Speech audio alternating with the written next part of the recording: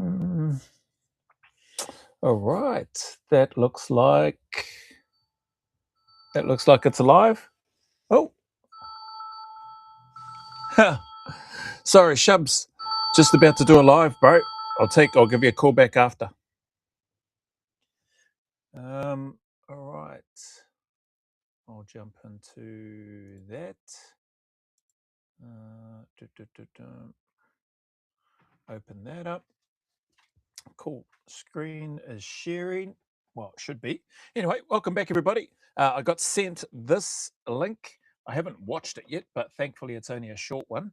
I think, where are we? Yeah, 3 minutes, 2:55 from the bro Christian over in Perth, Western Australia. So thank you very much, bro. Appreciate you sending through the link. What did you say? Check this. Oh, actually, I don't even know. Let me just check Instagram. What did you say? Did you say anything about it? I think maybe you just sent it as the message, sent as an attachment. Yeah, no, you just sent it as an attachment. But I assume to do a reaction to, so I'm going to do a reaction to it anyway. Yep, don't need that happen. Oh, you've sent through something else. I'll have a look at that one after. You've sent another clip in there by the looks of things. So let's play this one and see what this is all about. What was the title? Secret documents reveal Ben Roberts-Smith's time inside jail. Okay. Channel 9. Was that one of the networks that he was bringing a defamation case against? Fairfax, ABC, or Fairfax, The Guardian, ABC? Maybe it's those three? I don't know. I can't remember anyway. Anyway. It's not a side to Ben Roberts-Smith we've seen before. The accused war criminal posing for a prison mugshot during his recent stint at Silverwater. Tonight, exclusive details on his time behind bars and the findings of an investigation into claims of special treatment when the Victoria Cross recipient was released on bail. Exclusive details of how he was treated whilst behind bars. How does that work? What do you do? Can you just ask for, is it just because they're media that they get special access to information about how people are treated in prison? How does all that work? Or is that part of the Freedom of Information Act? Ben Roberts-Smith like you've never seen him before. The prison mugshot of Australia's most decorated living soldier, released to Nine News in a trove of government documents which paint a picture. A trove of government documents. How do they get those? To brief the Commissioner on media-related incident, inmate Mr. Ben Roberts-Smith, Corrective Services. Like, how do they get their hands on all this sort of stuff? Can anybody just request it, is it? Of what life looked like behind bars for the former SAS soldier, deemed a high-profile protection inmate, the most prominent encountered by Corrective Services New South Wales. Roberts-Smith, on the back end of bloody law changes to war crimes or whatever it was, the guy David Craig, former Australian Federal Police Detective Superintendent, I think Kyle Stefanovic has done or is doing an interview with that guy on the back end of the post, that guy David Craig's post that I did a reaction to. I think I did that live. Or maybe I didn't do it live. But it'd be good to hear and see his interview or what Kyle runs through with him, because it just seems like a crock. Somebody posted on one of my videos, I guess you prefer living in a dictatorship then. Whoever that clown was. Who is that clown, actually? Let's have a look.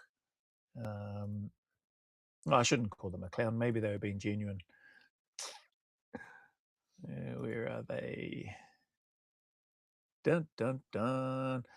At AM Raceway replied, so you are obviously happy to live in a dictatorship then, ?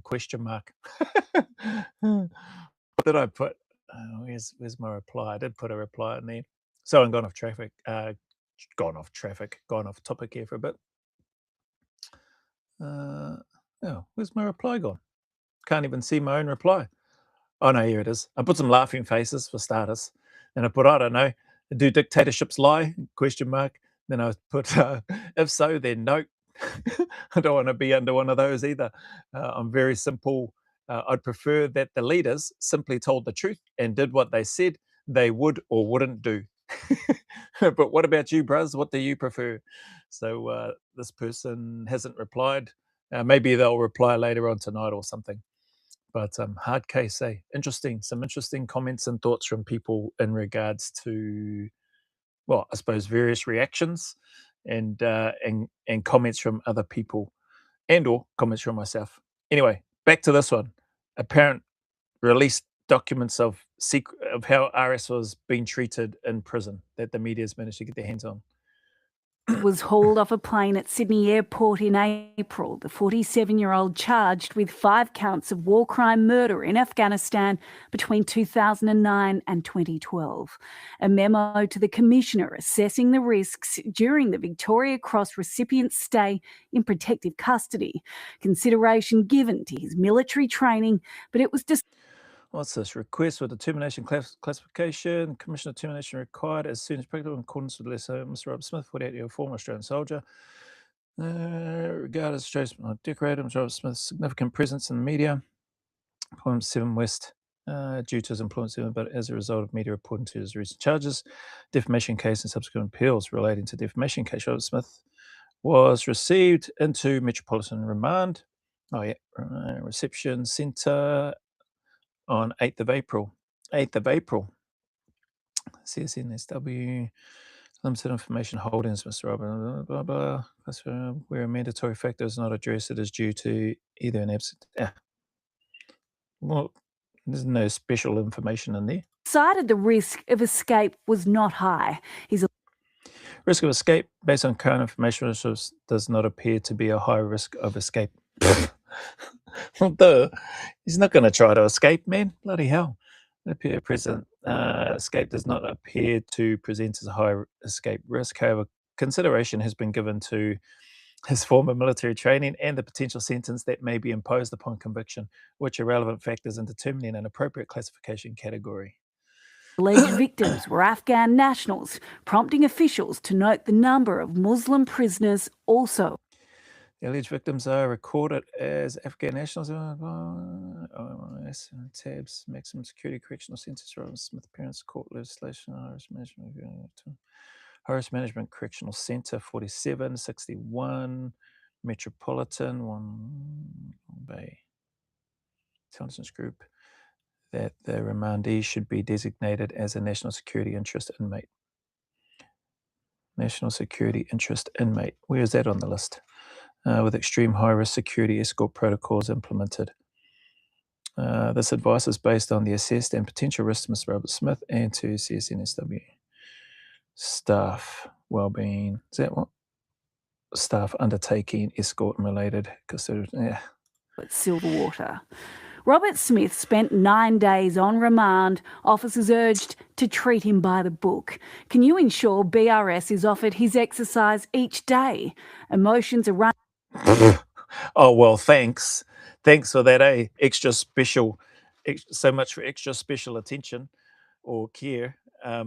Not that I think RS would be expecting it anyway, but I tell you what, if they did go out of their way and if they did, the corrections officers, that is, I don't know what they did. Maybe they just played it straight as and played it, straight down the line or by the book. But if there were any that that treated RS a bit nicer than usual or, whatever, had some flexibility in how they treated him in a positive way, then awesome, is what I say. Running high, both internally and externally, but professionalism must remain our standard. He is to be managed like any other inmate. But it was the accused war criminal's release on bail that sparked concerns of special treatment. I'm aware of the... It sparked concerns of special treatment. Concerns by who? Concerns by the same media running the stories, labeling RS a war criminal before he had even been charged and or arrested and hasn't had a trial and hasn't been proven in a court of law. Like the same media that expressed concerns. I didn't hear any people expressing concerns about it other than seemingly these media here, the same media that want to, pay $700,000 and have the freedom to run stories and run people into the ground before any evidence is shown. And even when evidence is made available to the public after, i.e. bribe money, i.e. edited gunshots, those that were responsible for doing those things, nothing happens to them. You don't see that in mainstream media. Instead, you get that bloody clown elbow telling people to get all their information that they should be listening to mainstream media. It's just extremely disappointing. Special treatment, bloody hell. I guess my take in terms of the release, I think that's what I heard them say. It was based on the release that triggered concerns for people. It wasn't for people, it was for these same media that have just been after him since who knows how long. Well, clearly well over a decade. That because he didn't come out, I assume, through the main gates where everybody, where the Blinken, the paparazzi were swarming and waiting with their cameras and all sorts to ask questions once he comes out. I think corrections did a good thing. They recognised the potential bloody hoo-ha and the distraction and unnecessary Blinken added attention and clutter in regards to the work that they need to do. And they chose to, tried to make it, but failed to a degree. But they tried to make it as quiet and as low-key as they possibly could. But it ended up getting out anyway. And I think it's just saw the photo where he's sitting in the car and giving a smile or a thumbs up, while his wife or his missus is driving the car. Issue, and corrections is currently investigating, and once that's finalised, I'll have more to say on that. His part. What are you investigating? You're investigating why they let him out the back gate, or the apparent, based on that, the speculation and rumor mill coming from the media, from all the people that suspect that RS had special treatment. It's crazy. Are allowed to drive into prison grounds before Governor Patrick Aboud gave them a personal escort out the back route. There's plenty of people allowed to drive onto prison grounds. Well, it happens here in NZ anyway. Families can come to drive into prison grounds. There's checks and balances done as part of the security and at the gates in different areas. But that's not special treatment. That's anybody. If you've got a family member or whatever in there, like, you can drive to the gate. Whether or not they let you in is up to them. But, usually they let you in if you're there for a valid reason, i.e. to see somebody. Members of the Security Operations Group accused of running interference by shielding Robert Smith's moving car from photographers. Good on those, what's the name, the police officers that tried their best. They got there a little bit late.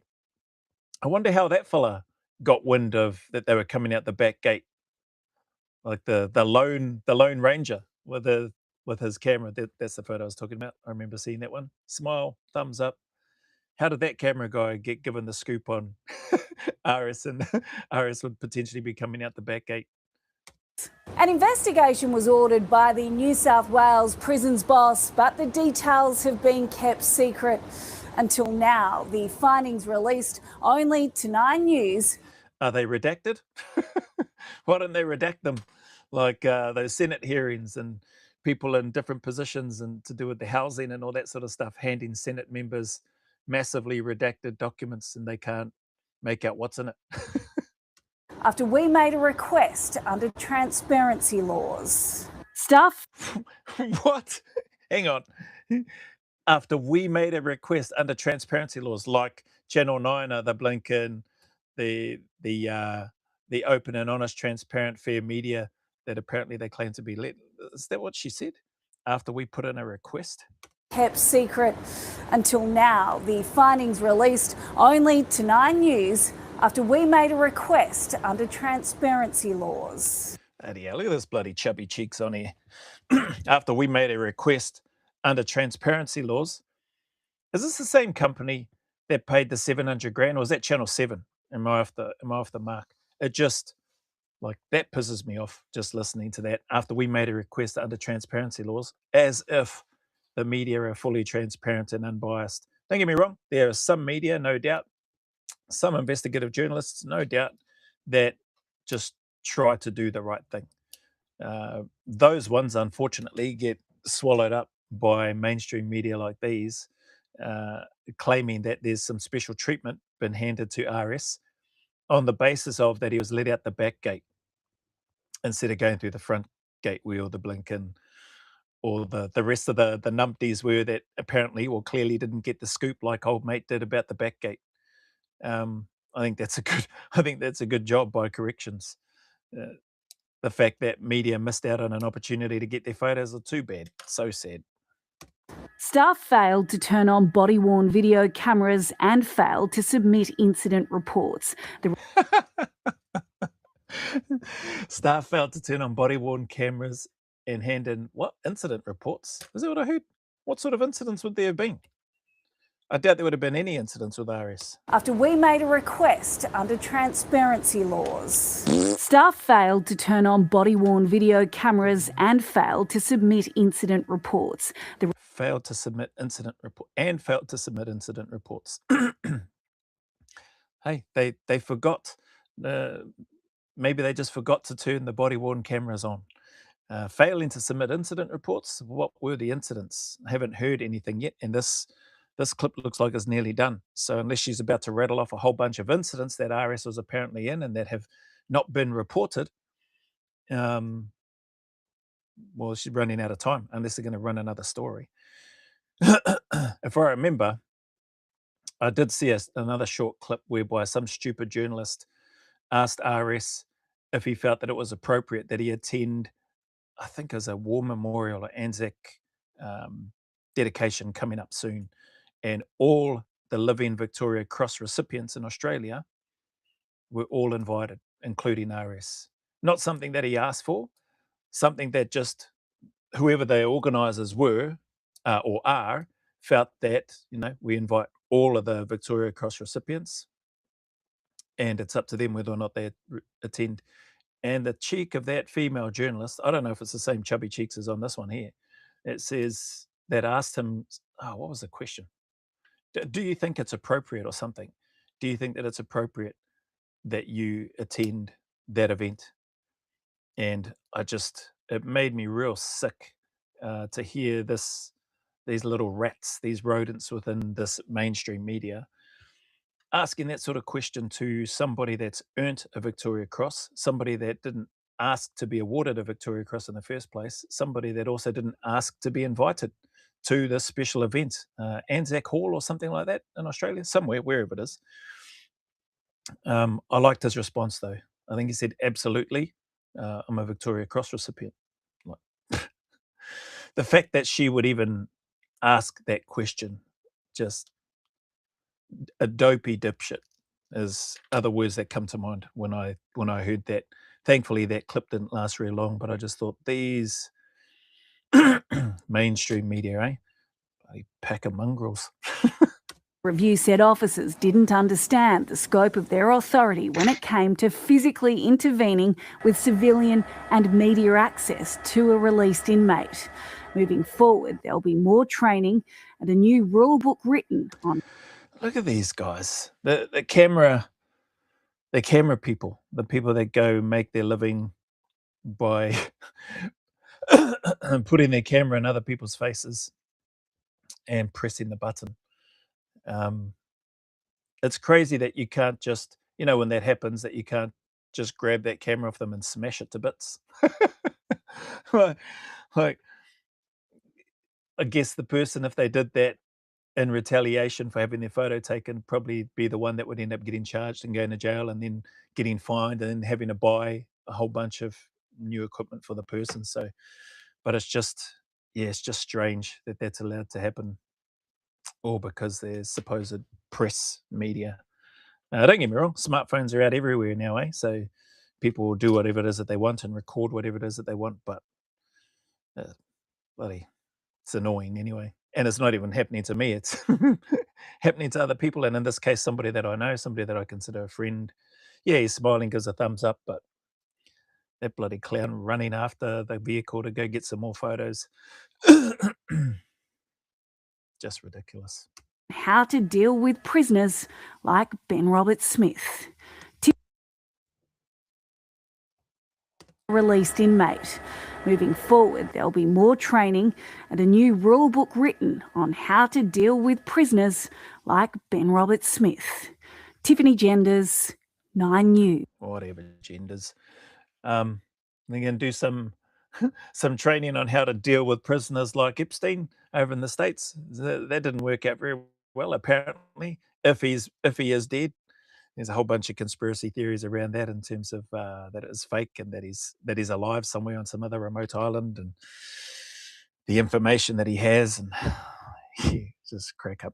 Anyway, this was a pretty rubbish clip. Like, I didn't hear anything or see anything that confirms the supposed special treatment. I heard the media again spinning a narrative and trying to leverage the fact that some smart corrections officers thought, oh, never mind all that hoo-ha at the front. Like, you're being dragged through the media a heck of a lot over the last decade.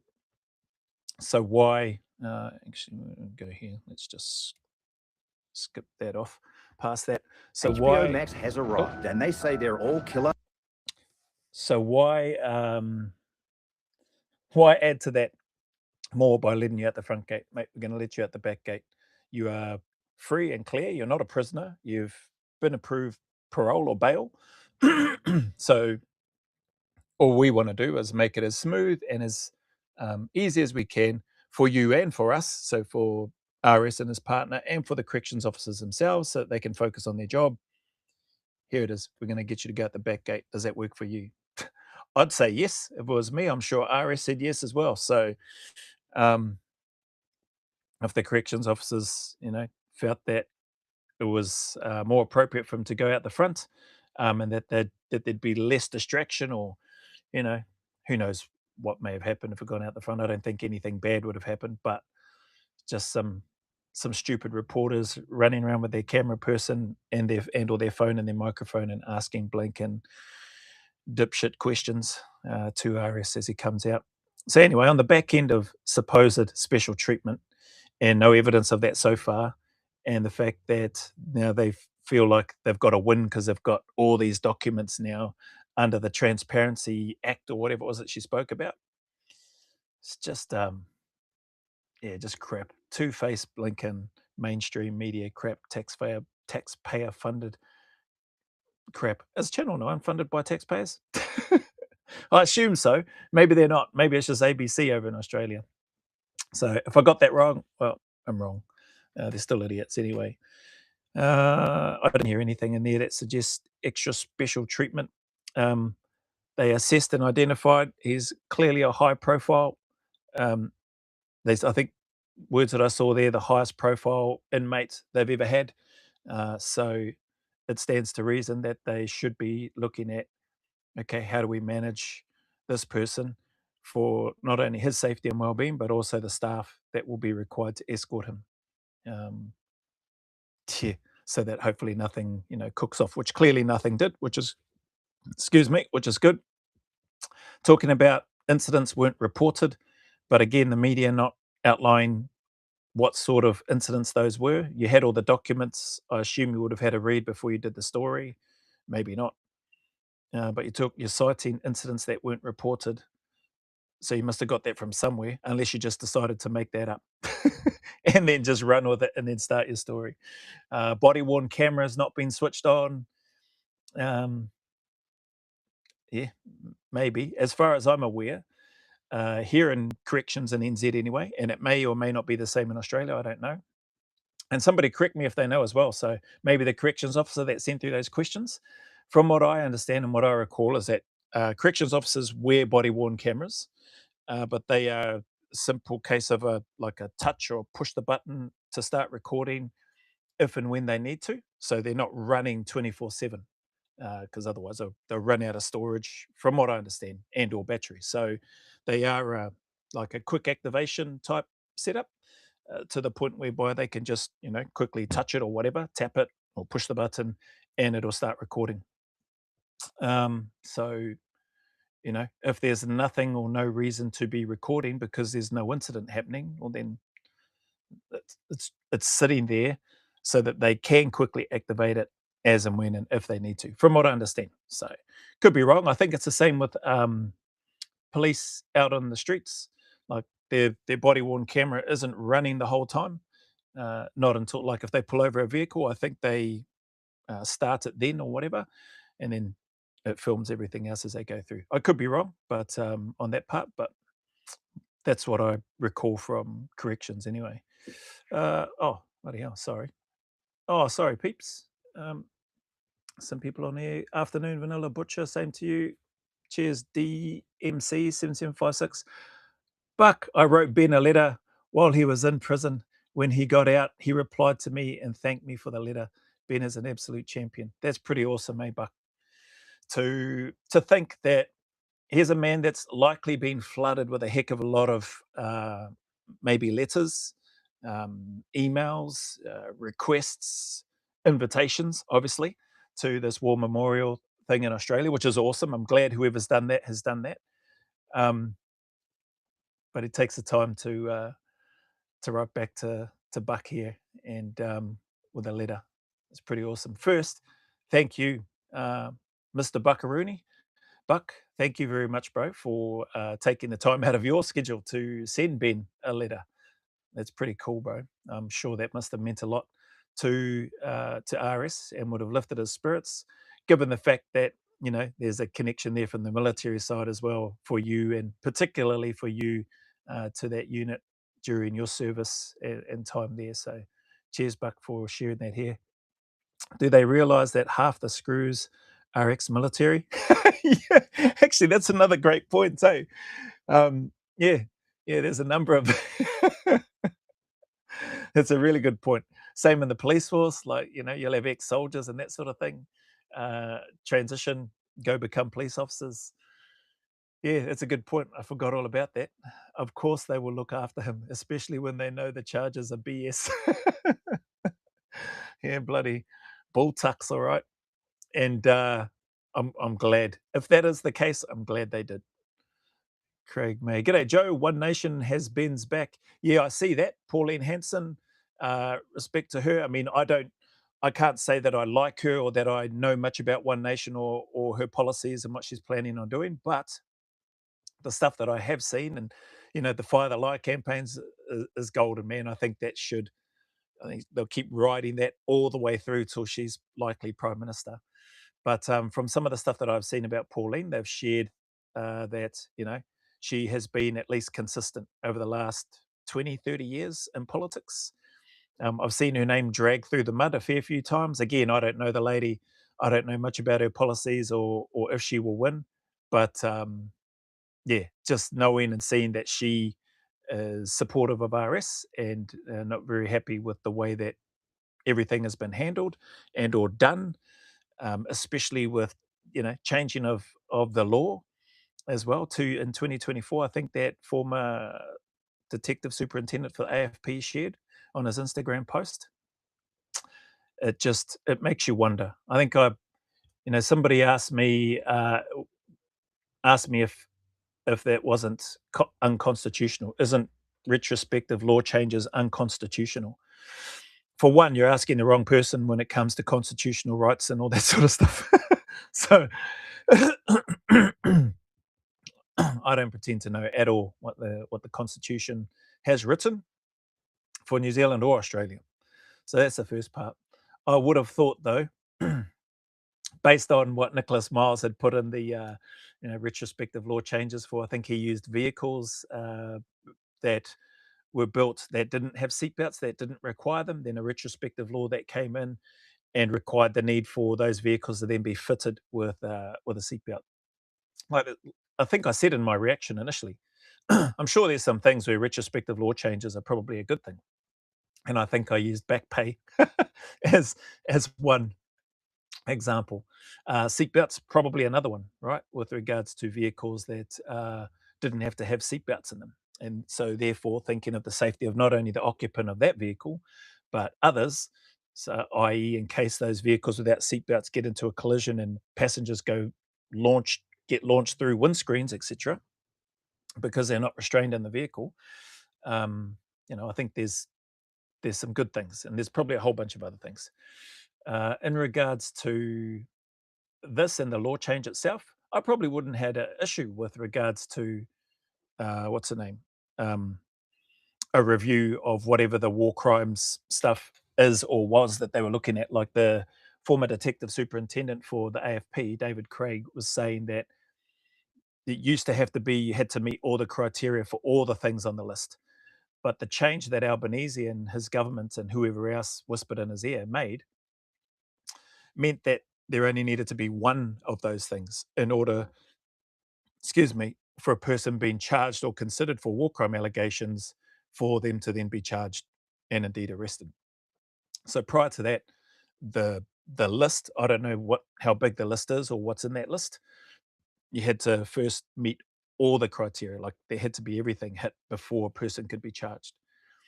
So then 2024 comes around, whenever that happened, or whichever time during 2024, whichever period or month, and then they make the change. Like I personally probably have no issue with a change being made to any legislation, but I would have thought that something like that, um, housing changes or medical changes or defence changes or whatever, I would have thought there's probably going to be, or that there would probably be some sort of consultation process. Um, Maybe a need to show cause or rationale as to why the change. Like, how has this come about? Like, why are we specifically looking into this part of the legislation, whatever it was? If somebody knows what it is and or has got their hands on it, maybe Big Chocky or whoever might be able to get it. But whatever that legislation was originally, before these changes took place in 2024, it would be good to see. Um, so that's that for me. The second part would be, it'd be interesting to know who's asking for the changes to be looked at or for the legislation to be looked at in order for changes to be made. So my question would be, who is that person? Is it the OSI? Is it the government? Is it the media? Who is asking specifically? Because it just seems strange to me. It seems specifically targeted to me. It seems, yeah, specifically targeted towards, dare I say, RS, with regards to the allegations that have come about. And there's people that have seemed to have a vested interest in wanting to win. The media stands out as one, and then maybe these 2 or 3 witnesses that did sweet F all about it, if these things actually even took place while they were in country. Didn't speak up, had no ticker about them to speak up. Nothing in any patrol reports, as far as I can tell, because that would just be a slam dunk for the prosecution, I would have thought. And even somebody in the defamation case, from what I heard, who by all accounts doesn't like RS at all, which is fine. Like I've shared multiple times, there are plenty of people I didn't like. Or maybe not plenty of people, but there were people that I didn't like, and there's probably a bunch of people that didn't like me. It is what it is. But you crack on and you do the job and you do your work together within, within the bounds of what you're there to do and why you're there to do it. And even that person who apparently, so one of his team members told this person who doesn't like RS very much at all that he had reported it whilst they were in country. Well, lo and behold, the person that doesn't like RS, who likely would have taken that and used it as fuel to bloody, potentially get rid of RS if he didn't like him that much, says he wasn't told anything of the sort. So it's yeah, I don't know, man. It's bloody sounds like a crock of SHIT to me as I listen to that. But anyway, coming back, who's asking for that particular piece of legislation to be looked at, and why have they then made the decision that all of these things that used to be, you had to meet all the thresholds for this in order to charge somebody, now we're doing away with that, and you only need to meet one of the criteria. And so I would love to see that list to see what it was. I would love to see which one, because clearly they couldn't charge him on anything prior to the law change in 2024. And which one are they using now that they only needed one? Is it just the allegation of war crimes? Oh, we've got him. We can charge him now. Let's go get the cameras. Let's let them know. Let's go to the airport. Let's go arrest him publicly. And then we can, have that little tick in the box and have more of the public opinion be on our side and go, oh, wow, he really is a war crime because the Australian Federal Police are involved now. Well, clearly they're not that sharp either because they're leaking information to the media as to when they're about to do the arrest. Hasn't come from anywhere else. It's come from the Australian Federal Police themselves, from that lady who's the commissioner. Where's that investigation? Has Channel 9 asked for a transparency document there to see how this leak happened? Well, of course they're not, because the information was leaked to the media. So the media's got no interest in highlighting that, do they? Correct me if I'm wrong, like I might be biased, but I haven't heard any media with all their transparency desires coming out and saying, we would like to know how the AFP managed to inform one of our networks or several of our networks that RS is going to be arrested on this day. We'd also like to know how Nick McKenzie was able to write a story and upload it and save it the day before the arrest actually took place. Crazy, eh? So you don't see the media, the mainstream media where we should be getting our news from, being so transparent and asking about all of those sorts of questions.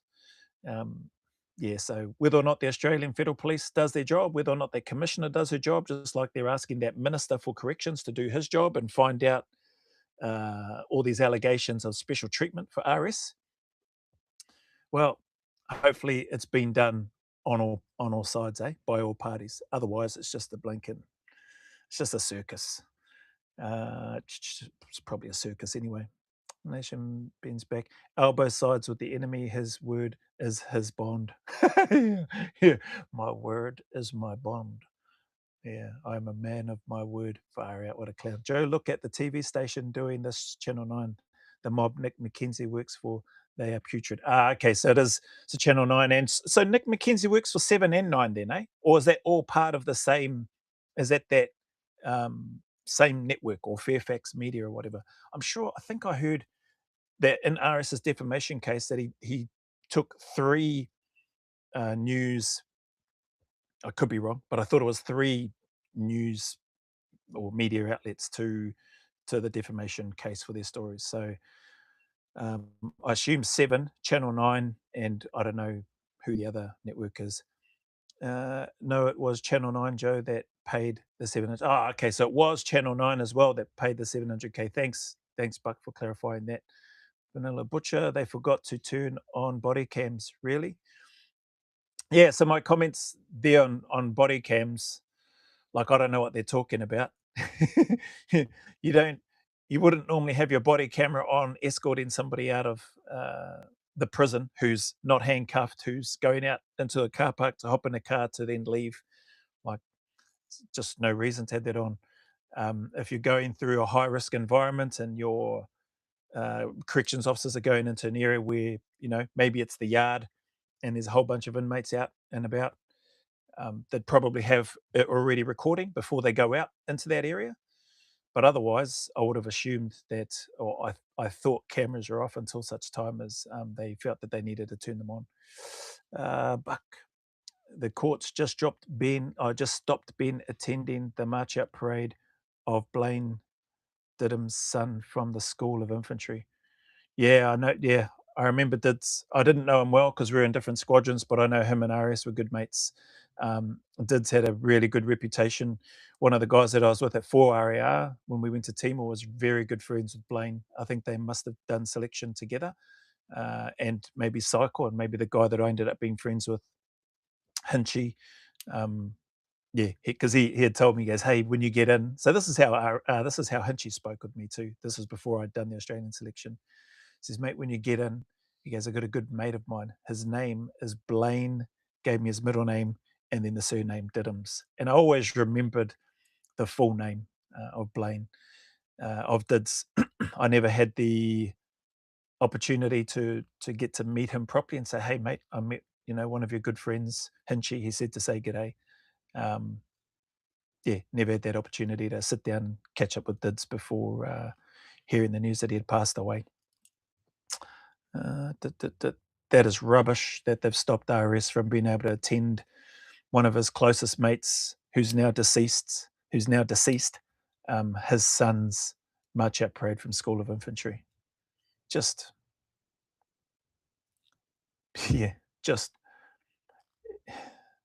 I'm not saying Aris has got PTSD or anything like that, but the connections that you make with people. So here's the thing: he's not in prison. He's not convicted. He hasn't been proven guilty beyond reasonable doubt. If you believe all the media and mainstream media that's gone out, there'll be a bunch of people, and there are people out there that go, yep, without a doubt, Aris is guilty. It's black and white to them, and that's cool. That's their opinion. That's their thought. But in these countries, or in Australia, New Zealand, at least anyway, you are supposedly innocent until proven guilty. For some people, that doesn't apply in this case for Aris. They've gone straight to the he's guilty as hell, put him in prison, blah, blah, blah. Interesting, not that I really care about those individuals, but they probably don't really have two brain cells to rub together if they're living in countries where they claim to support and be patriotic and abide by the laws and that sort of thing, but only when it suits, right? So if I think somebody's guilty and that hasn't been proven in a court of law, nor beyond reasonable doubt, and they're not arrested and in prison, well, if I still think they're guilty, then I'm going to say they're guilty. Seems like the media is able to do that, or at least able to portray it in such a way as so that it causes people to just go, oh yeah, that guy's guilty. I've seen it in other clips, interviews where people have gone around asking members of the public, what do you think about Ben Roberts-Smith? Do you think he's guilty? And some women and men have said, yeah, I think he's guilty. So pretty mad people in that country, in Australia, on the streets, which is, each to their own, can have their own thoughts. But I just think it's been poorly handled. It's poorly managed. There's no accountability in terms of trying to protect somebody's rights, their right to being deemed innocent until proven guilty. Seems like people can just jump the gun and go straight to, nah, old mate is guilty because I saw it in the media. Yeah, I saw it on Channel 7 too. Yeah, I saw it on Channel 9. They said the same thing. Well, if they're run by the same people, clearly we're going to get the same messages being pumped out. What I would say is, I've always said, I hope it goes to trial. I don't know that it will go to trial, though, just because I'm assuming the defence may propose that it's probably, dare I say, impossible for Aris to have a fair trial in Australia by a jury of his peers. Peers, I use that term loosely, by basically a jury of people from the public who have already been exposed to all of this media. Now, unless they're going out into the sticks to try to gather up and grab those people that have gone off grid, that don't watch the news, that haven't watched the news for however many years, and gathering those people up and going, here, come in here, you guys are going to be the jury for this. Never served in the military. We know you haven't been watching any television. You haven't been voting. So we're going to pull all you mob in, and you guys are going to be the jury for this case. We're still going to ask you, are you aware of anything to do with this case?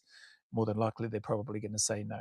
That's if they went around and did that. It's unlikely that they're going to do that. So the result's going to be they're going to utilize people that have got access to devices, that are aware of the news, that have seen the news. They've seen this being pumped over the airways for more than a decade.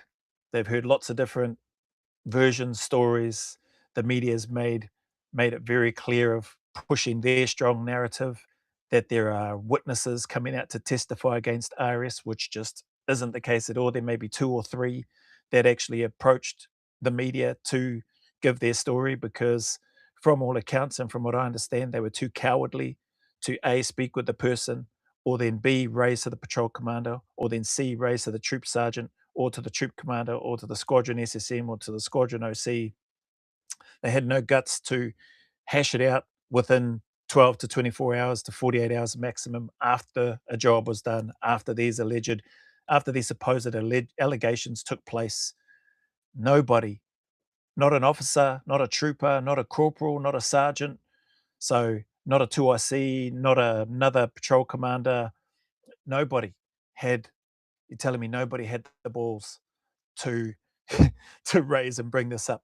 And this is going back before RS was even awarded the Victoria Cross. They're saying that this stuff was happening. So the argument of, oh, he's a Victoria Cross winner, we can't cross him, we can't come out and speak about him, or we felt like we couldn't because he's such a public profile. Well, the stuff that you're talking about, some of the stuff that they're talking about was before he was even awarded, before they'd been in that Battle of Tizak, before he was awarded a Victoria Cross. Yeah, he may have had a strong personality. My experience, all of us had a strong personality in the unit. All of us had an ego too. Everybody's got an ego. It doesn't matter what you're doing these days or, in the past. That may just be, that may have changed or just be tempered along the way as we get a bit older or whatever.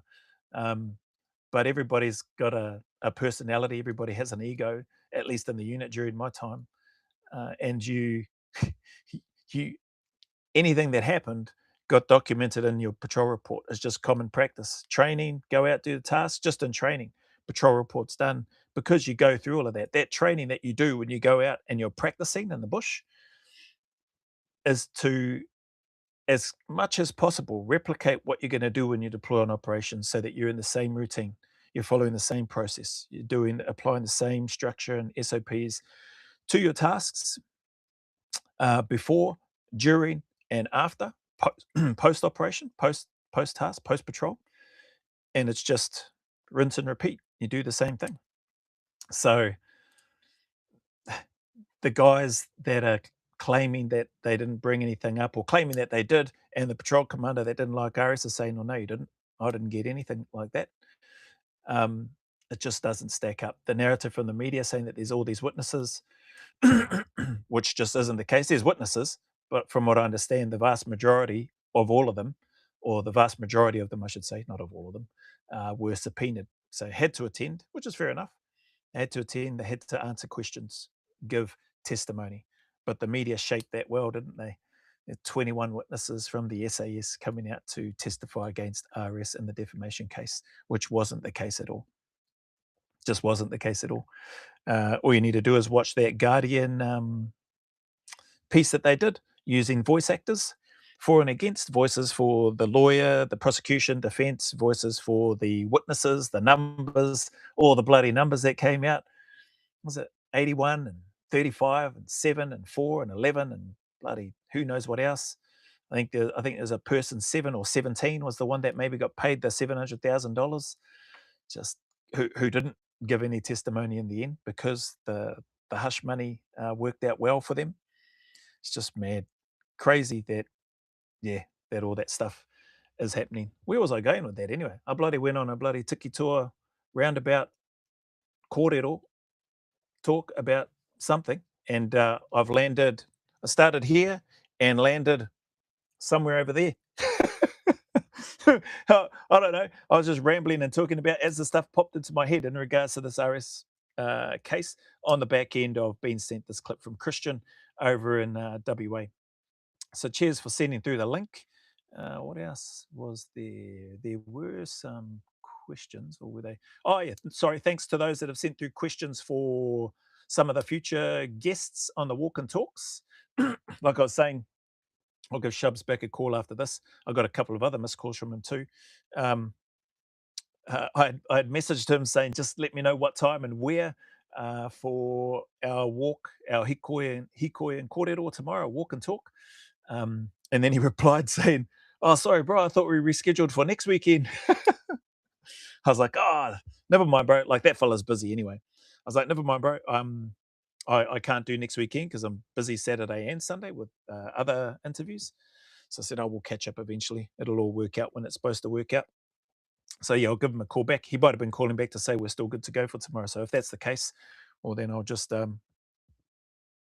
get in the waka and drive to Auckland, ready for tomorrow.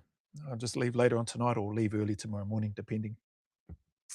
What else was there? So there was that. Oh yeah, people have sent through questions for Shubs. I've got a few of those. Not many, just a handful, which is fine. And I've got a handful of questions for Jamie.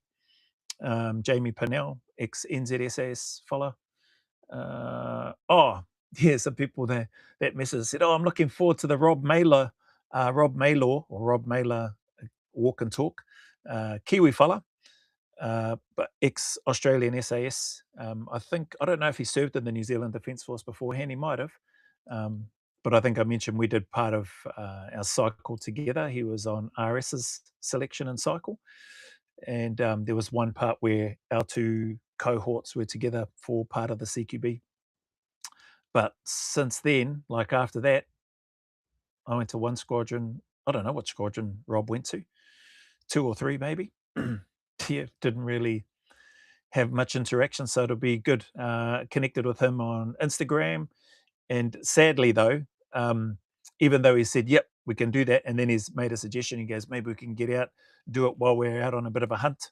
So yeah, I said, "Yeah, bro, sounds good," but it just depends on how quiet we need to be for doing the hunting, because the whole purpose of the catch up is a walk and talk, but can break that up. Maybe spend a bit of time. We'll just do a hunting, and I'll do some filming and footage, and then we do a walk and talk after, hopefully after a successful hunt, and got some kai to cut up and put in the freezer, and maybe share with some other people in his area. So that'll be cool. But unfortunately, that likely won't be until next year. So even though the bro is confirmed, it probably won't be until around April sometime next year, just because of where he's located at the moment, the mahi or the work that he's doing, and yeah, so just it is what it is. But I keep reaching out, or I will keep reaching out and doing what I need to do. And then I received a message here in and around training. Hey Joe, I've heard you say a few times that you don't read very often, but I saw you holding up the books in your live. It looks like you got quite the collection there, and you said that that's not even all of them. I think you've got some other books, lots of military stuff there. I really like the book that you've got there that you showed from Paul Wood, How to Escape Prison. How to Escape from Prison. How to Escape from Prison. Yeah, this person's taken some. I've taken a lot of good takeaways from that. I've never been in prison, but enjoyed reading this book. I also saw a video of you a while ago whereby you were reading contents of it looked like an NZ SAS book. This person says here, yeah, that was. I got given that to me by Charlie29 as his handle here, who gave that book to me, and I was enjoying reading it, but I stopped reading it online because I reached out to the author, asked them if they were all right if I did. The gentleman's obviously a bit older now, and they said no. They said no, didn't want me to read it online on YouTube. So I spoke about that. Anyway, this person's got here. Maybe you could read some of the books that you have online.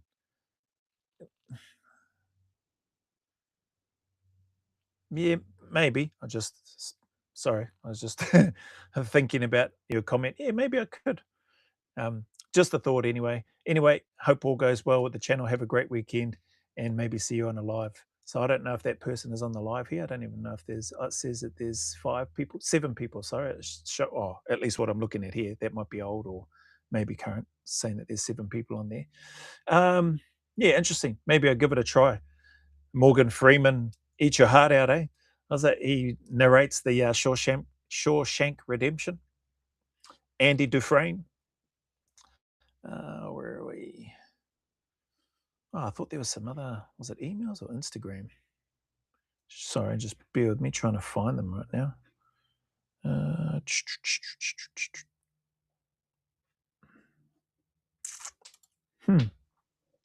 What's this?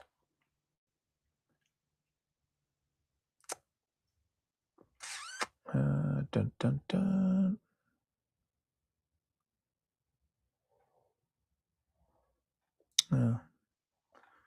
Can't see them. Maybe I'll come across them somewhere else later on. But anyway, that was that one. Christian sent through something else on Instagram. Maybe I'll have a look at that, see what that is. Maybe I'll just pull it up now while I'm here. What is our time? 4:24. What have you got, Christian? Brody, I'm sorry, Jerry. What's this all about?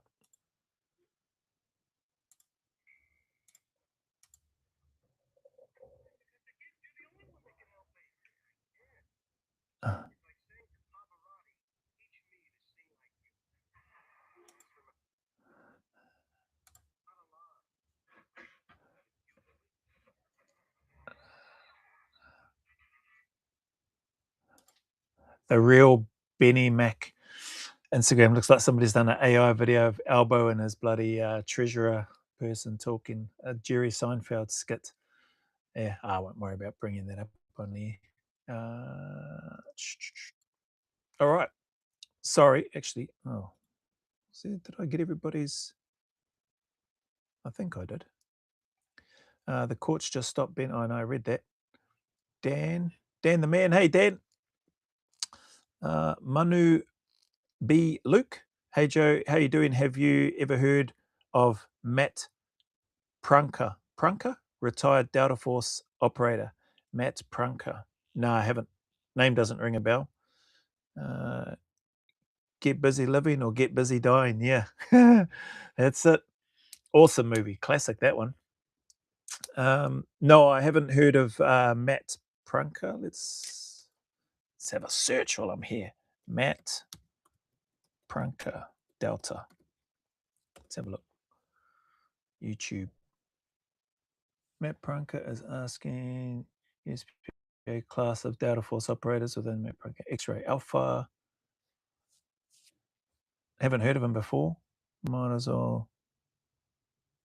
What about him, bro? Is he somebody that you follow? Any good? I can see some content and stuff on here. I'll use your, I'll take your, where are we? Oh, where's my screen share? Bloody hell. Let's do this. Why don't I share a different screen? Sorry, I gotta try to look around my, is that showing up? This must be the guy, eh? What do you reckon? Is he any good? PSA, how would a typical guy from your old job classify? Honestly, B class. B class and C class is how most of those guys are classified, in my opinion. I don't know what he's talking about there. He must just be doing a Q&A. What do you reckon? I'll take your, should I subscribe to him or what? That's if you're there. Is that from? I'm curious, which was your favorite primary weapon? SMG or AR? Excuse me. Favorite, man. It would depend on submachine gun, AR, MP5, SR98, SR25. It would depend on pistol. I did like the Sig Sauer or Sig Sauer, however people say it, pistol, because P226, because it was real weighty. It was quite heavy. I found that just that, I don't know, it just felt more solid in the hand compared to a Glock or bloody hell, I forget the name of the pistols that we were using in the regiment. It wasn't a Sig anyway. H&K something or other. That was a nice pistol, but there was something about the Sig Sauer P226 that I liked because of the weight. I liked the weight of it. Could be used as a as a hammer if you needed to, if you run out of bullets and you're close enough, I suppose. But it would depend on what the job was, Dan. For me personally, yeah, like just room combat type stuff, close spaces, like MP5 is going to be great. On a task, whether it's in bush or open country or out in the desert, having a machine gun, very happy with that, but also happy to have a sniper rifle too. So on the what's the name, on the vehicles, at least for my vehicle, like I was the gunner in the turret, had the Mark 19, had the GPMG or general purpose machine gun, or Mag 58, otherwise referred to in Oz as well. 7.62 weapon, that one. Then had 7.62 SR25. I didn't have the 98. Those 7.62 as well though. And then I had my M4 with 203, and then pistol. So, and the Minimi, or the LSWC9, like the shorter version, the Para Minimi 5.56. So, and then you have your pistol. Yeah. Oh, I think I said pistol. So you got Lincoln quite a suite of weapons on your vehicle in close proximity so that you can grab those and use those for the different jobs. So I love them all. I like them all. You have to be able to shoot all of them well and qualify on all of them. So yeah, for me, I didn't have like a one-off standout. Oh, this is the best weapon. Like, I love it. I didn't have I've shot the Barrett, the 50 cal sniper rifle, but I didn't have one of those like as part of the weapons that I just mentioned for me on my vehicle. There were, I think the fella that cracked off the javelins and took out the vehicles, I think he might have had a Barrett. I think he did have the Barrett for our patrol. And then he had a suite of other weapons as well as part of his kits, in addition to him being the 50 cal gunner on his vehicle. So yeah, hopefully that answers the question there. Just depended on what task was going to be happening. Then that would be the favorite for, that could be the most useful. Oh, I haven't heard back from Manu B. Luke, so I won't subscribe to this fella. I don't know what he's like. So I'll stop sharing that. And I will, what's this? Cool answer. Thanks. You're welcome, Dan. Thanks for your time, bro, and for the question. I don't even know if I've been asked. Oh, maybe I think I have been asked that question before. Oh, got some questions come up here, and not on this live, in IG. Somebody's, I won't say the person's name. They're watching the live, but they're messaging me in IG and not on the chat.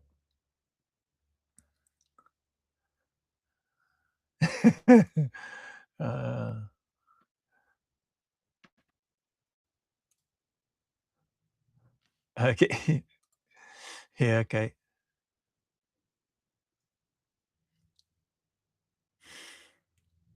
Fast typer, bro. You're either on a keyboard or or your thumbs are, you're one of those two thumbs people and not a hold one hand and just use one finger person. Like, it must be super fast. Just waiting. You see the what's the waiting dot things or whatever when somebody's messaging.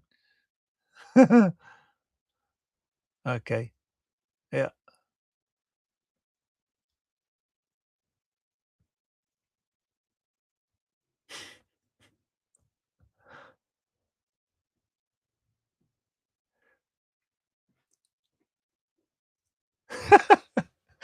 Well, I'm not going to read out all of that.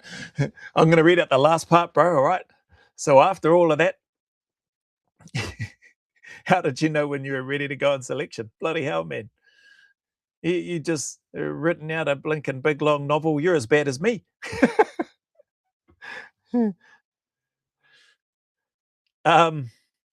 So yeah, I'm not going to read out the handle or give the names of this person that came up in here. But how did I know? Like, yeah, I think I've answered that like plenty of times. Like, I was 14. That's all I was going to do. Like, that was where my career was going to go. That's where I saw myself going, and I just focused on doing that. And any little things that I could do that would help me, get a step closer or try to prepare a little bit better for it, then that's what I primarily focused on. Yeah, there was free time and I did other stuff, but like that inherent intrinsic thought of going and serving there was always there. And then knowing when I was ready, well, I don't know that anybody truly knows when they're absolutely ready, or not doesn't know when they're absolutely ready. I think people know when they're ready.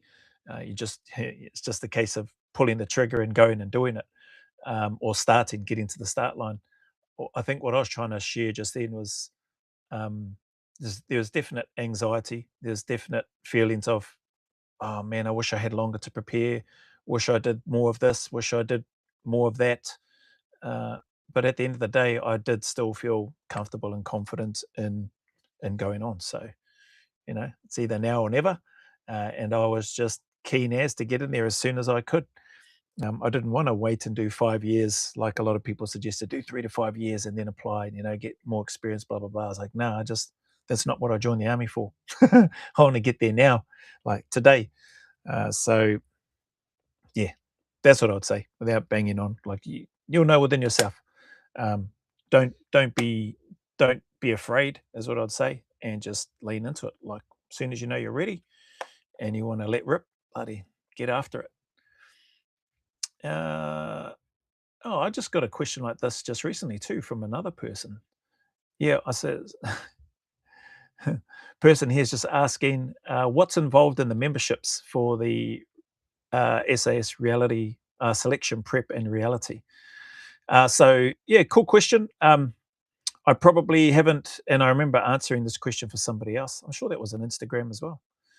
Anyway, I probably haven't done myself any favors in terms of doing separate and specific content for that and putting that up, just because I've been doing other stuff and that stuff will come. I just haven't gotten around to it. So the selection prep and reality stuff in there at the moment, all I've really been doing is just been posting up some of the generic training program stuff. Phase 1 at the moment, then we'll go through phase 2, then phase 3.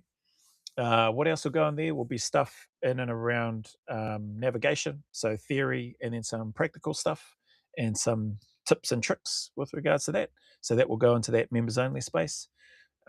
None of that stuff is in there now. So just just in case anybody is listening, and I did share this with the other person too, but seeing as you've asked, don't go jumping into that membership. Oh, I mean, you can if you want to, but don't go in there thinking, oh, I'm going to see all this navigation stuff, theory and practical and tips and tricks, and then I can go and do it, because that isn't in there yet, but it will. Kit and equipment. So some reviews and stuff, and some packing and setting up of equipment, kit and equipment. And then also, what's the name? Hopefully, I'll have to blur out their faces, potentially change their voices, which has got to add another layer of not necessarily work. The work is fine, but another layer of editing and some more learning for me to be able to do that properly. Of hopefully some current operators, or even just Defence Force members, doing some walk and talks with them and getting a bit of an insight on certain stuff. But their take as well on kit, equipment, how they're setting things up, what they're finding these days, and getting, potentially a bit of an insight. Some of the ex-SF guys or current SF guys, if they choose to and or accept a conversation, understanding that I'll maintain their anonymity throughout the whole of that, we'll put that sort of content in that same space, because it will be more, it'll be more fresh, relevant, current, to give people that are looking at preparing to go into that space a bit of an idea of what to expect, etc. So that'll be cool. Looking forward to doing that. And there'll be the stuff with, again, potentially current and or former operators in that space, talking a bit about, the life in that space, in the job, just from a typical day-to-day, from a training perspective, from their experiences being deployed on operations, to potential challenges whilst prior to, during, and after coming back off jobs, to what life is, the impacts on family, what life is like after when they're transitioning out, and or what that's been like for some people when they have transitioned out, and or those that potentially may still be in but are in that starting their journey to transition out, like they're getting ready to leave, whether it's the Defence Force or first responders, or a unit like the SAS. So there's a fair bit of, so the stuff obviously for the SA selection prep and reality will be specifically that sort of content. The other stuff will probably be somewhere else. So I think off the top of my head, that's probably where some of that stuff is at the moment, to answer your question, which is pretty similar to the other question that I got the other day. So yeah, fair bit in store for that particular membership, and for the channel. I'll probably clip little pieces of those. There was a suggestion made from some people that sent through some stuff when I put up the question about stuff for the channel. So I'll probably I'll probably clip some of that sort of content and just put it on the main channel. Well, I say, like, use it as a funnel to see if people want to then join that membership space. But I think, I mean, anybody can join that or any of the memberships really. But the reason that I named it SA Selection Prep and Reality is because I assume it will potentially appeal to more to those that are probably looking at doing selection rather than it probably won't appeal to anybody else, so so that's the reason for that. I can't remember what the other membership ones were. Anyway, they're on the channel anyway, anybody's having a look. I don't think there's that many members anyway. I should acknowledge though, am grateful for those that have taken the time to sign up and that have been members for a long period of time, regardless of whichever one you've chosen. Yeah, much appreciated. Thank you very much for that. So yeah, that was that.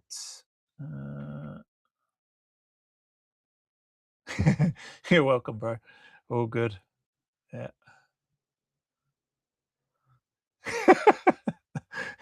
Yes, that's right. So in other words, just pull your finger out and get started. Yeah, get amongst it, bro. Let rip. I figured it was mission dependent. Yeah, you bang on, Dan. Sorry, just seen this now.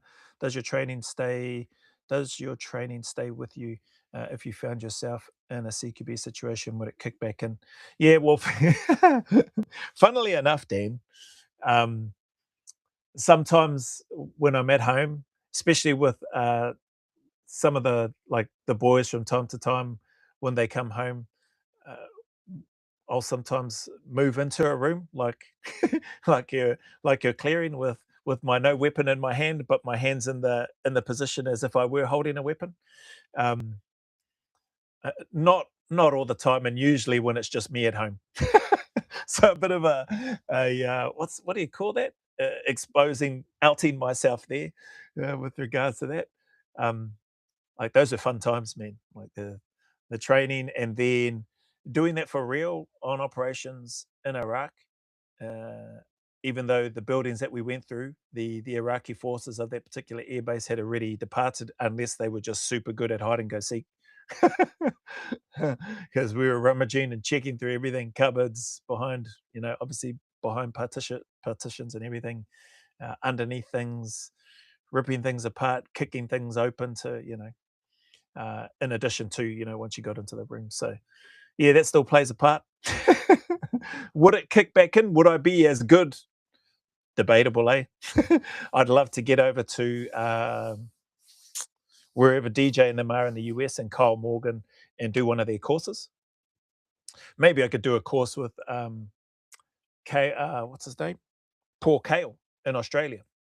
I think he does a lot of the armed combative stuff for Australia and New Zealand. And I think he does some CQB stuff in Australia with, maybe he's doing it with the military and law enforcement. I'm not sure. But yeah, I'd love to, go over there where those guys are and yeah, and tool up and go through some drills. Obviously, get back on the range first and get some weapon handling and weapon totes back on track and locked in. Going through the basics and stuff again, and back through the strip and assemblies and all that sort of stuff. For the most part, I feel like I can still recall how to strip the weapons down, field strip and detailed strip, etc., and then whack it back together. Would I be as fast as what I was? No. Heck no. I'd be slow and methodical on that one. But yeah, it would be cool. I'd love to go over there and spend some time, get back on the range. And in that context, like somebody asked me the other day, do I still get out and shoot? Do I miss shooting? And I've said, I don't particularly miss it. I never grew up doing lots of shooting. Like it just was, I never grew up doing any shooting. When I was in cadets, like we shot a 22 rifle and I thought that was cool. That was the only thing I'd shot before I joined the army. So, and I think I probably only fired maybe 20 rounds, if that. Might have been 10 rounds, actually. 10 or 20 rounds, something like that, while I was in high school still. So, yeah, it's not something that maybe if I was born and grew up doing all that sort of stuff, shooting a lot, maybe then I'd probably be more inclined to still have a weapon, go out and shoot from time to time or more regularly. But yeah, it just wasn't a thing. But in terms of being with and or being in an environment whereby you got guys of that caliber, Jay Cowell, DJ Shipley, and the rest of their team there, or with Kyle Morgan and whoever the other members are of his team, it would be awesome. Like just to take it in, to learn, observe, and hopefully have an opportunity if they deemed me safe enough and stable enough up here to start loading up some live rounds and start moving through based on the drills and stuff that they're teaching. I would assume that there's a heck of a lot of improvements and changes and probably differences in terms of how things are done, from stacking on doors to how you're entering doors to how you're letting your buddy know when you're there. Is it going away from giving them a bang and a tap on the shoulder, like real positive? Yeah, here we are. You don't want to be shaking them around while they've got their weapon up in the shoulder, but more of a squeeze on the shoulder so that they know, yep, person's there, and then they move in. Where people are going, people have a bias to go in and go right, or go in and go left, or however they choose to move. Obviously, depending on where the threat is. If you're planning on going in and you don't exactly know what's behind the door, and you go in and you usually go into a building and hook left or hook right, and you can see as you go in, say you're going right, and you can see as you're going in, like that's just a wall and there's nothing there. Well, naturally, the person's going to start hooking left. So, second person coming in is going to be going in and straight to the left, or whatever it is, whatever they've got planned. So, yeah, it's brings back a lot of just by and large, I would say, good memories. The moments when it wasn't so good was when you make a mistake. Not make a mistake from the point of shooting or discharging rounds, aimlessly or not at a target. Mistakes in terms of entering the room. You can see, like to what I just described earlier, if you're entering the room and you can see that that's just a wall and there's nothing there, you've dug in, you've cleared the corner, and now you can see that it's there, but you don't start moving and turning to clear what's behind you soon enough,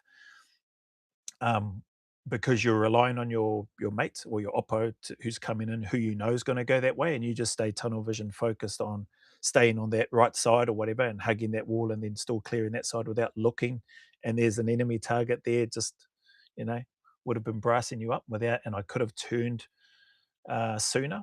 Like those little things, or not little things, those sort of mistakes are the things that weren't very good, because then you heard about it. You got the his hus verbal version of what not to do, and you got the spray as required, and then you store that in the memory bank, and you learn to not do that again, and try to become more and more fluid and smooth and capable and competent and confident, etc. And it does, and it happens if you give it enough time. The instructors do a great job too, like the guys that were there instructing, and then the onus on the individual. Are you going to put in the extra reps? Are you going to go to the range when it's late at night, excuse me, and other people are resting because they feel comfortable, confident, they're competent, etc. But are you going to go and do some extra reps, whether it's dry drills? Doesn't have to be live ammunition, but whether it's dry drills and or with ammunition, just getting more accurate and quicker with the live fire aspect of it, and actually nailing the targets that you're supposed to. So, yeah, fun times for the most part. Buck, I went up to Lancelin one day with the snipers. They were training both the Barrett and the Accuracy International 50 cal. Oh wow, got to shoot both as well as the SR98. Yeah, good fun. I bet. I haven't fired the Accuracy International 50 cal, but the Barrett and the SR98. Yep. Wow, cool, man. That's awesome. AI viewers, excited apathy. Is this one of those bots? Must be. That's cool, bro. That muscle memory never dies, eh? It probably has faded, I would say, Dan. But it's sometimes even if the door's closed, I'll pull it open as if I'm, opening the door. I'm the person opening the door for the team to go through, or I'm doing both. I'm doing everybody's job. I'm opening the door, I'm so breaching, and then I'm going through and clearing it. It's all fun and games for myself anyway. We've got the BB gun MP5s and the BB gun Glocks here at home, so they're good little fun every now and then. Sometimes they're used to shoot one of the children in the meatier parts of their body if they've been naughty. Yeah, but not in the head or the eyes or face or anything like that. They're just little plastic pellets, but they leave a bit of a mark. Quite powerful. The old the BB guns, especially the gas powered ones. The MP5s, they don't seem that powerful, really. To be honest, they're a battery operated one, rechargeable batteries. They look like the real thing, but they're not. So I don't need that. Dun.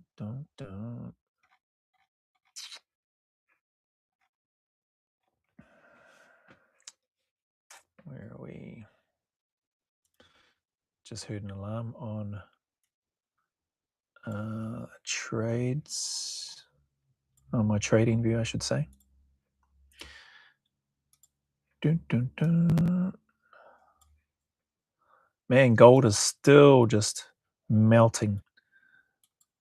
I was waiting for a reaction of a couple of levels to see if it would go back up and then look to get back in again, but nope, hasn't done that. And people have said, "Oh, why don't you, different content?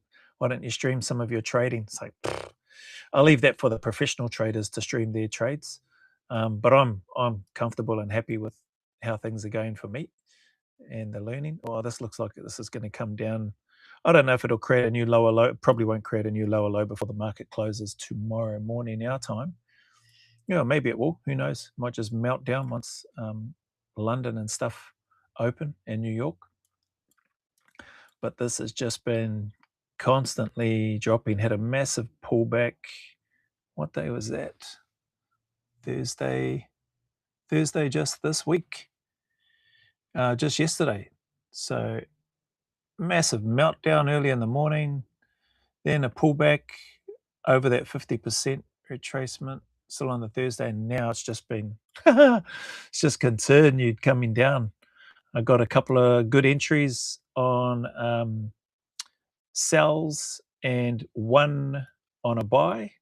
Didn't hold that one for very long because it looked like it was going to reverse, and then glad I got out of that because it did reverse and came back down, and it's still going down. So should have just held those. I was happy though, but I was like, I should have just held the sell positions that I was in, because that would have been from around about. Oh bloody hell! Cameras in the road. This is all the stuff that you didn't know you wanted. That last trade was 4.4307, and right now it's down to 4.133. So I got in at about 4.307, and I would have, if I had still been in the trade, that would have been a very nice trade. Still had a couple of good wins and got out with profit instead of a loss, so that's good. No complaints. There definitely doesn't look like anything in there for me to enter right now. Looks like it's at the bottom of the other area of liquidity where I had marked out, and it looks like it's going to push down to what I would have as the potential extreme before a buy up. I've got that marked out, but it could just blast through that and go right down and create the new lower low as well. And then I would expect some sort of reaction and a buy up to take place. So we shall see. Anyway, that's that. Don't listen to me though. Like in terms of sharing or live streaming my trades, I'm not good enough to be doing that. People be going, what's this fella up to? But I'm happy taking my time and stacking up little wins in the process. Anyway, that's that for that. I've got some video editing to do, and who knows, maybe some reading to do of some of these books. We'll see how I do that, actually. Thank you for the ideas. Thank you for the questions. Excited. Apathy 3, Stream Boo, Twitch. Yeah, righto. Whatever that means. Take care, everybody, and I will see you when I see you on another video. Until then, what the hell? Get rid of that. All right, Ka kite peeps. Have an awesome weekend. Look after yourselves and get some training in. Oh, here's a stop. There it is.